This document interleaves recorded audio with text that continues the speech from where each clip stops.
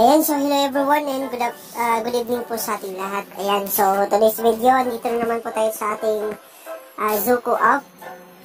Okay, so dito po tayo sa Zooko Cloud Mining Investment.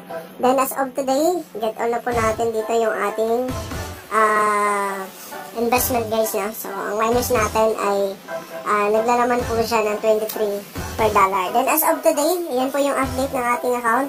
Okay, so junior partner na po tayo guys kasi meron na po tayo dito 20 members na meron siyang owning machines. Yan, so dito na part guys is meron na naman ditong incoming promo. So I think mga ang nabasa ko kanina dito by August 5 yung kanyang release. So makikita natin dito sa announcement mismo guys. Yan, so ito na yung ZBS token airdrop plan. So, kung makikita po natin dito by August 5, okay? So, 8 AM to 11 PM. So, gabi po siya mag-end. PM. So, gabi po siya mag-end. Mga alas 12 ng gabi. So, ito po yung mga preferential prices, you know. So, yung original prices ito is nasa $30. So, makukuha naman po siya natin ng 25.50. Ayan po, yung 15% discount. Ayan, kung makikita nyo, meron tayo tatlong machines dito na available. So, all in all, we have $152 itong ating, $151.50 yung ating available machines dito. Okay, then after that, kung makikita ninyo, meron tayo dito additional 10% based on holding as of August 7. Kapag hinuhold po natin yung ating ZBS, so, meron siyang additional na 10%. Medyo malaki yung kanyang hatak, no? So, I think kung mga 10% yung tubo niya, so, kung meron tayo ditong 400, so, automatic na meron tayong $40 na makukuha based dito sa kanilang post na additional 10% dito sa ating holdings account, no? Na meron siyang, mag-e-effect siya by August 7. So, ibig sabihin yan, kung gusto mong stay yung pera mo, yung CBS mo, so hindi mo siya i-withdraw by tax free or July 5 kung gusto mong lumaki ng 10% yung inyong tawag dito yung inyong ZBS. So kagaya sa akin, pwede ko yan siya i-hold, then i-withdraw ko yung iba kasi malaki na yung ating investment dito, like aabot na po ito ng 500. I think 500 ito kapag kung umabot siya ng August 5. So, ganito kalupit yung ating Zooko investment guys. At ngayon guys, pag-usapan na naman natin dito yung patungkol po sa ZBS.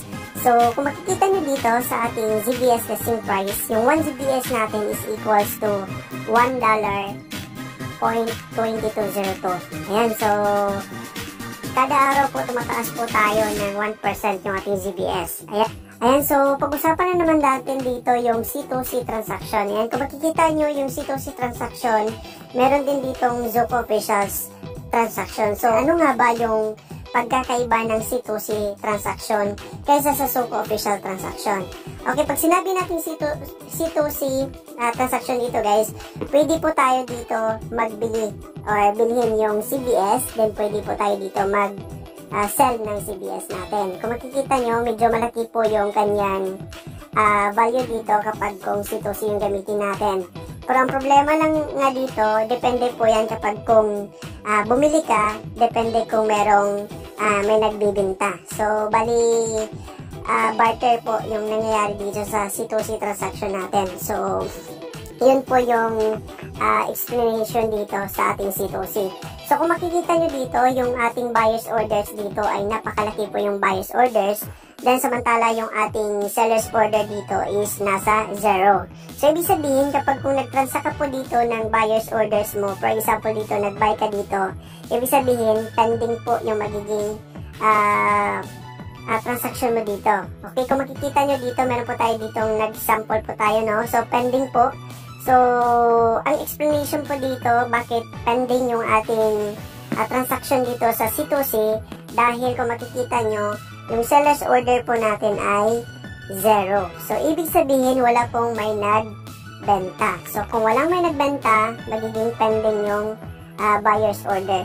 So, magkakaroon lamang yan ng execution po dito yung buyer's order natin kapag kung meron dyang seller's order sa button niyan. Okay, inuulit ko po yung ating sitosis transaction ay magdedepende lamang po kapag kung meron po ditong seller's order balance. So as of today, 0 po yung ating seller's order balance. Then yung buyer's order balance natin ay napakarami. Ayan, so kung makikita po natin dito, medyo matagal po yung kanyang execution, no? Kasi 0 yung ating sellers dito. Then yung buyers natin dito ay nasa 7,223 ZBS 0.48331. Okay, kung gusto niyo naman yung mas mabilis na transaksyon sa pagbenta at pag-sell ng ating ZBS, so punta lamang po kayo dito sa Zoco Futures transaction natin. So, yan po yung ating mas mabilis na transaction dito. So, gamit po itong ating Zoco official transaction. Yun nga lang, meron siyang handling fee na 2%. Pero kung nagmamadali po tayo dito sa ating transaction, so dito po tayo makipag-transact sa ating Zoco officials transaction. So, yan na muna guys ang ating short explanation dito regarding sa ZBS. Then, ngayon is ituturo ko sa inyo kung paano nga ba tayo mag-purchase ng ating ZBS gamit yung ating official transaction. So, dito guys is kailangan natin mag-buy. Then, so as of today, meron po tayo ditong $5.32, no? So, ito yung ating balance na available dito into USD. So, ipupunta natin ito sa ating Zoco. So, ayan, titingnan natin kung magkano yung value niya. So, click natin yung buy. Then, after sa buy, makikita po natin dito ang value ng ZBS is nasa 4.15232. Okay, so click natin yung buy.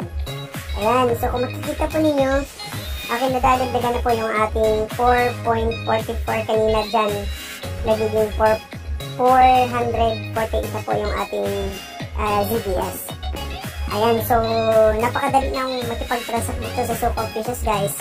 Ang kalupit yung ating Zoco investment. Okay, so abangan nyo lang guys yung ating mga incoming promo dito sa Zoco. I hope guys na naintindihan ninyo or naunawaan ninyo yung ating short video regarding po dito sa ating Zoco investment. So yan na muna guys, and happy earnings everyone po dito sa ating Zoco.